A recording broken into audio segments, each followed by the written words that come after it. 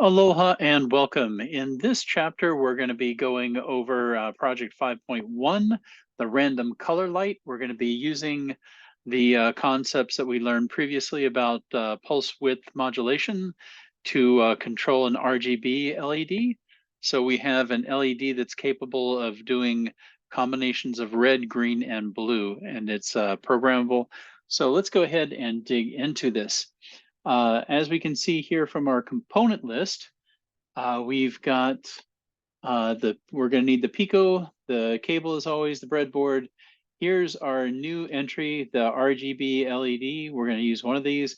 We're going to have three 220 ohm resistors, and we're going to need a total of 4 jumpers, 3 small and 1 large, if you can go ahead and prep that. So here is what the LED looks like. We've got our the long one here is the common positive. So the 3 other ones are the LED's negative ports. It looks like this schematically. So what this is going to allow us to do, when we're making colors are, you'll hear this a lot in computers, RGB, red, green, blue. So our colors are combinations of that. And they talk about how if we have a 10-bit PWM controlling it, then we can do 2 to the 10 times 2 to the 10 times 2 to the 10, which is over 1 billion colors through different combinations. So this little tiny piece that costs pennies can do 1 billion, different combinations of color, which is pretty impressive when you think about it. So here's the circuit for what we're going to be building. And what it looks like on the breadboard itself is going to be this. So we're going to have our line bringing us 3.3 volt power down to here. It's going to go to the second pin. Be careful about this. The second pin is your positive here. So we're going to have that going in. Then in serial, we're going to put the 220 ohm resistor going down to, we're going to actually use the resistor. Notice we're going to be jumping these two. And then we're going to run that down to the 13. And we're also going to be running it to 12 and to 11. So we're going to use 11, 12, and 13, the pins. So don't forget, we're going to be putting our power line up here and our 3 ground lines here and our 3 220 ohm resistors. And then up here, we're going to have our LED. So the code for this, let me pull up the code. So we're going to be importing pin PWM. Then we're going to be importing random, and we're going to use random int. And all random int does is it creates a random integer for us, and you specify the start number and the end number. We're importing time because we're going to be doing some pausing in here. So we're saying pins, like I mentioned before, we're going to use 11, 12, 13. The frequency we're going to use is 10,000. Then the next 3 lines, we're just setting up our PWM pins using pins 1, 2, and 3. We're setting up for PWM, the pulse width modulation. And then we're going to be setting the frequency of each one to 10,000. So we set that. Then we define this thing called set color. And set color, we're setting it up so that it's going to go and do the duty cycle. It's going to be 65,535, which, if I remember correctly, is 2 to the 16th power minus the R value that we get. And the R value is going to be a number between 0 and 2 to the 16 as well. So I'm trying to understand why we have 2 to the 16th minus R, which is also something to the 16th, because essentially it looks like it's the same thing either way. You could just plug RGB into there as is. But yeah, anyhow, so we're going through this infinite loop here. We're going to say, hey, let's get a random red number, a number between 0 and 65,535. Then we'll get a random green and random blue. We're going to set the color to the combination of the 3 random things that we just made. Then we're going to sleep for 200 milliseconds. And then we're going to repeat it. We're going to do it over and over and over. So what this should do is it should be grabbing just different, it's going to be grabbing different colors and just sticking them on there, and then pausing, then getting another random color. So look up here. In our last exercise, we put pwm.py onto our Pico W. If you haven't done that already, then you need to go ahead and upload that, and you just simply click on it and then go up to the view command palette and do an upload current file to Pico, and that would put it on there for you, because it's going to need this module in order to run properly. So with no further ado, I will go ahead and stop sharing here and start sharing my actual screen here, or well, not screen, but my breadboard circuit.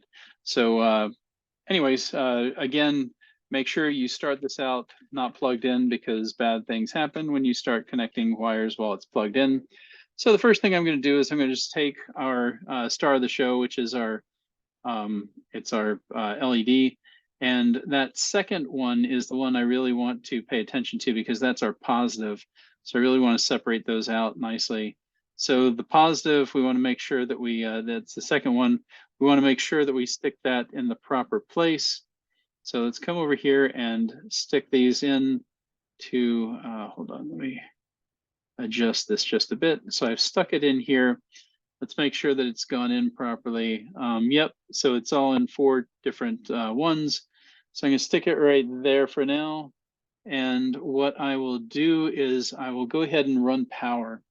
So I'm gonna run power from the 3.3 over on this side.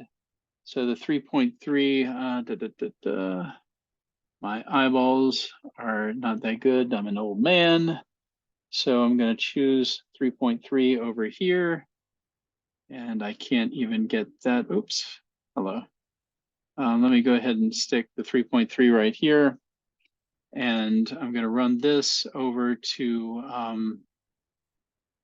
the power on here. And the power is the second one, so please make sure you get these right. I'm going to be super careful about this so that I don't make a nice burnout going on here. So, yep, I've got that in the second one. Good. So, and then we've got it in the 3.3 right there. So we pick that up and just verify that, yes, 3.3 power. And it's going over there to the second pin. Get that in focus. Hello. Okay, yeah. So you can see it's in the second pin. So now what we're going to do is we're going to start setting up our resistors. So our 220 ohm resistors that have been all mangled from previous experimenting. So we're going to go ahead and we're going to take these and we're going to put them down here. We're just going to jump over. So I want to jump this line right here. Oh, if I can get that in focus, that's hurting my eyes.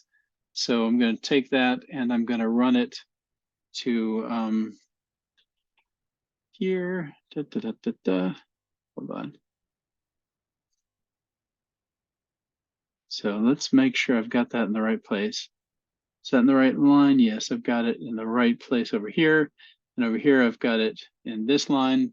So I'm going to take the next one.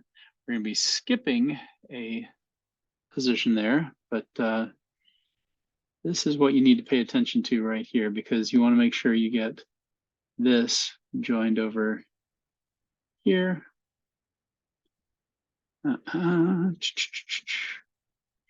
There we go. And notice I've skipped over 2. So I've skipped the, wait, did I skip over 2 there? No, I did not. I just skipped over 1. Okay, that's fine.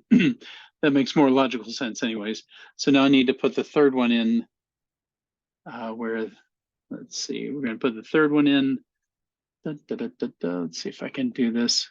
And again, I know I look like an idiot doing this, but the reason why I look like an idiot doing this is I'm looking at the video as I'm trying to control this, and it's really difficult to do. So I'm going to put it into that pin, and then I've got it in just to make sure, yeah, no mistaking there.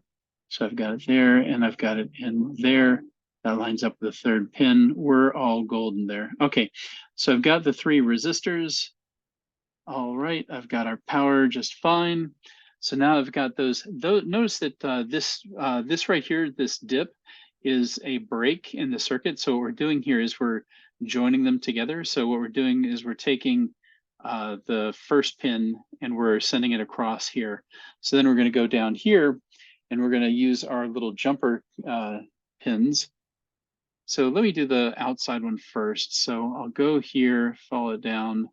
Then I'll just take it from here and run that over to pin, let's say 11. So going over to pin 11, and I'll pull it up for you to see here because That's how I'm going to be able to see it as well. So we'll just put that in pin 11, and then I'll take one, and so that was right there. So I'm going to go ahead and take the one right there, and I'm going to bring that over to pin 12. So we're going to put that into pin 12.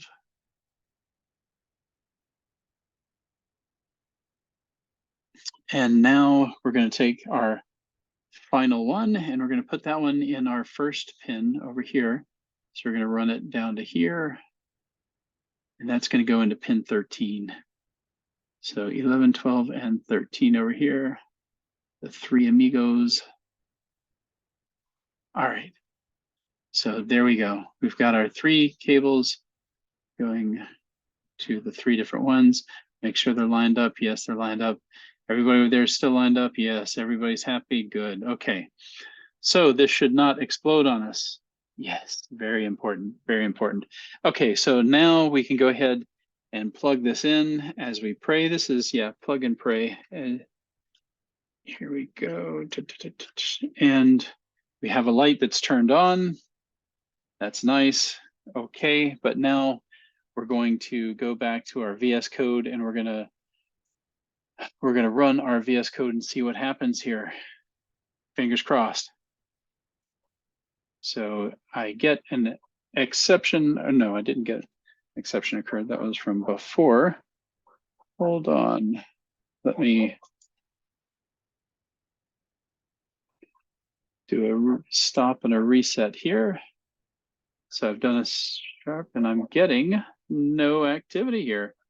So I have done something wrong. So this is good.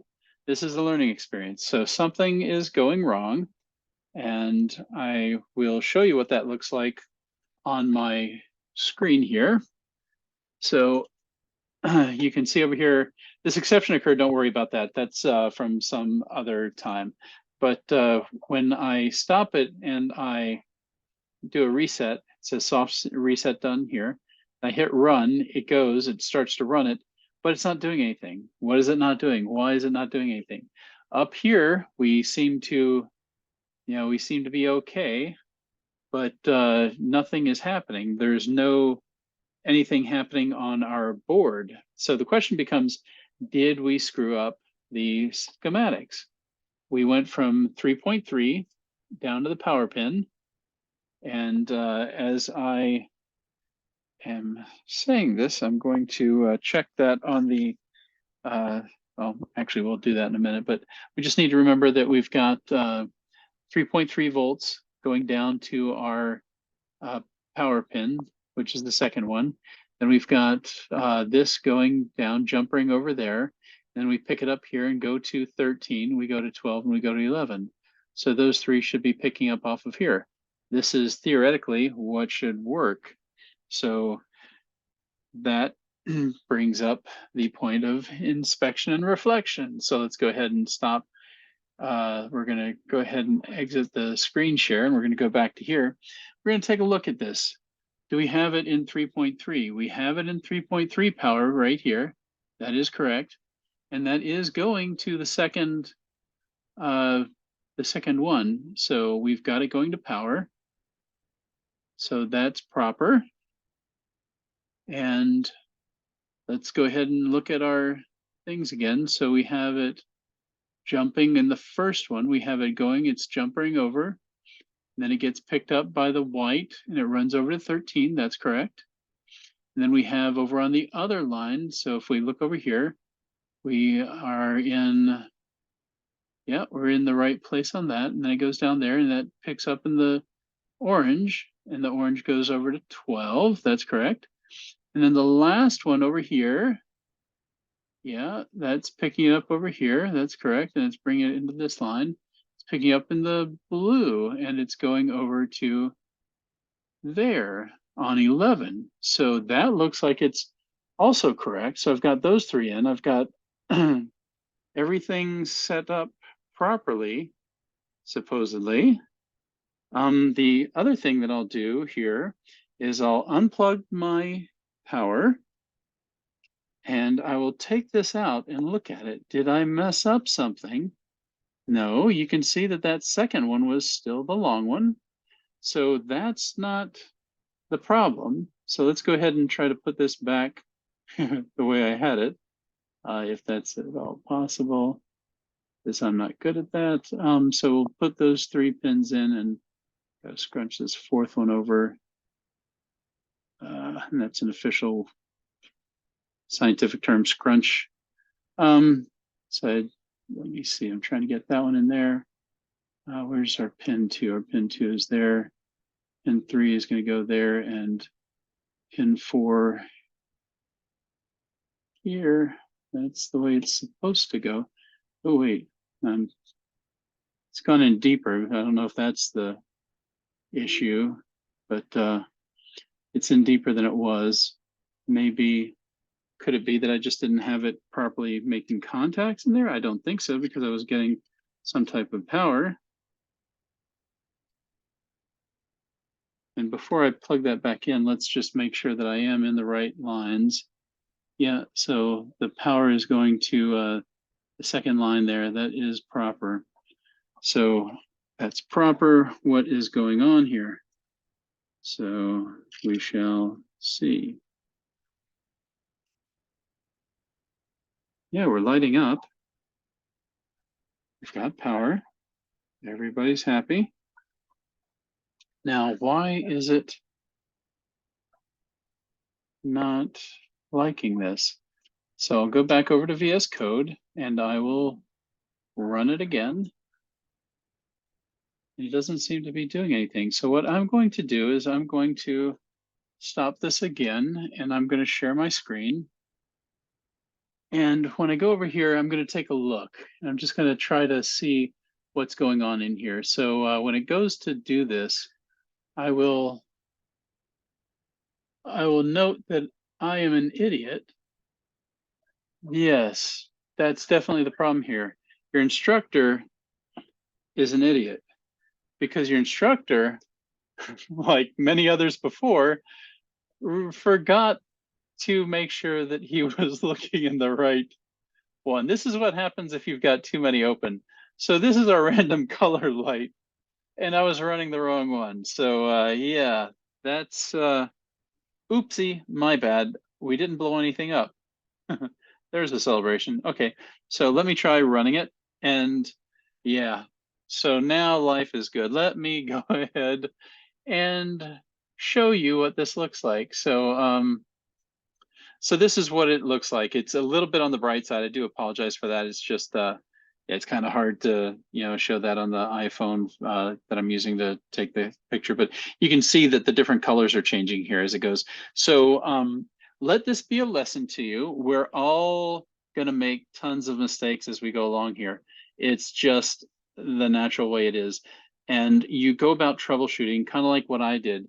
You start looking at the code, and then when you look at the code and you realize, oh gosh, this isn't what we're supposed to be doing. So yeah, what happened earlier was I went from looking at the PWM file and telling you to make sure you've uploaded it.